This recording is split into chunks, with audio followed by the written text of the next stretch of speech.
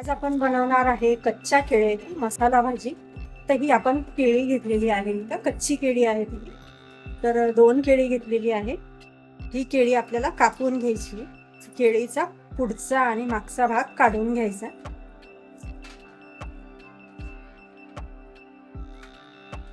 आणि साल काढायची. यावर चिमूटभर लाल मिरची पावडर घालायची, चिमूटभर हळद,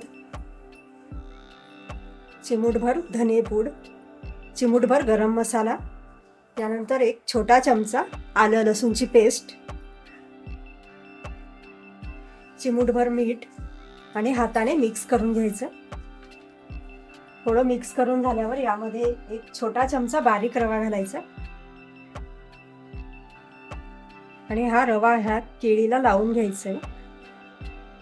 आता रवा लावून झाल्यावर एखाद्या तव्यामध्ये किंवा फ्राय पॅनमध्ये थोडं तेल घालायचं. तेल थोडं गरम झाल्यावर यावर केळीची स्लाइस घालायची आणि आता दोन्ही बाजूने चांगली फ्राय करून घ्यायची आपल्याला ही केळी. तर आता ही केळी फ्राय होते तिथपर्यंत आपण यासाठी मसाला तयार करून घेऊया. मसाल्यासाठी 1 मध्यम आकाराचा कांदा, 1 चमचा धनेपूड, चिमूटभर जिरं, 1 चमचा सुकं खोबरं किंवा ओला नारळही घेऊ शकता, 2 ते 3 लसूणच्या पाकळ्या, 1 इंच आल्याचे काप, थोडी कोथिंबीर. आता हे सर्व साहित्य आपल्याला असंच कच्चं कांदा न भाजता मिक्सरमध्ये ग्राइंड करून घ्यायचे. त्यानंतर 1 टोमॅटो घेतलेला आहे मध्यम आकाराचा, याचीही आपल्याला पेस्ट तयार करून घ्यायची मिक्सरच्या भांड्यात. केळी फ्राय करून झालेली आहे. यावर थोडं थोडं तेल घालून फ्राय करून घ्यायचे. खूप कडक करायचे नाही. 2 चमचे तेल गरम करून घ्यायचं. तेल गरम झाल्यावर यामध्ये 1 चमचा लाल मिरची पावडर घेतलेली आहे आपण वाटीमध्ये. चमचा लाल मिरची पावडरमध्ये 1 चमचा पाणी घालायचं, 1 छोटा चमचा, आणि मिक्स करून घ्यायचं. पेस्ट तयार करून घ्यायची आणि ही लाल मिरचीची पेस्ट आपल्याला या तेलामध्ये घालायची.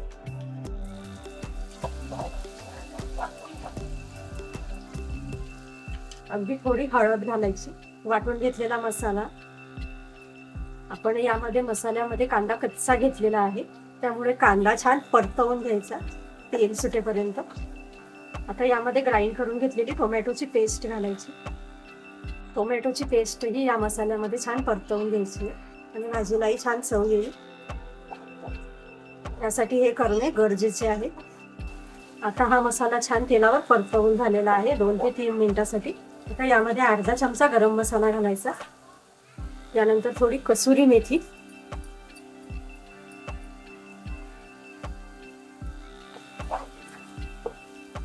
मिक्स करून घ्यायचं. पाणी घालायचं आवश्यकतेनुसार. पाणी घातल्यावर मीठ घालायचं चवीनुसार आणि आता ह्या रशाला छान उकळी काढून घ्यायची. रशाला छान उकळी आलेली आहे. चांगली 4 ते 5 मिनिटं उकळी आणून घ्यायची. त्यानंतर कोथिंबीर घालायची यावर. तर यामध्ये फ्राय करून घेतलेले केळीचे काप घालायचे. खूप सुंदर लागते ही भाजी. अगदी पाहताच क्षणी कोणाला कळणारही नाही की आपण ही भाजी केळीपासून बनवलेली आहे. खाल्ल्यावरही कळत नाही. आपण जिथपर्यंत सांगणार नाही कोणाला की आपण ही भाजी कसली बनवली आहे, तिथपर्यंत ही भाजी केळीची आहे असे एक कोणाला कळत नाही. सुंदर आणि चवदार ही भाजी बनवून तयार होते. अगदी 1 मिनिटासाठी ठेवायची रशामध्ये. आता ही केळी ऑलरेडी आपण ती फ्राय करून घेतलेली आहे. झाकण ठेवून एक वाफ काढून घ्यायची आणि 1 मिनिट झालेला आहे आणि बघू शकता खूप सुंदर कलर आलेला आहे या केळीच्या भाजीला आणि खूप सुंदर दिसते. यावर कोथिंबीर घालायची. ओला नारळ असेल तर थोडा ओला नारळ घालायचा. याप्रमाणे बघू शकता खूप सुंदर अशी ही भाजी तयार झालेली आहे.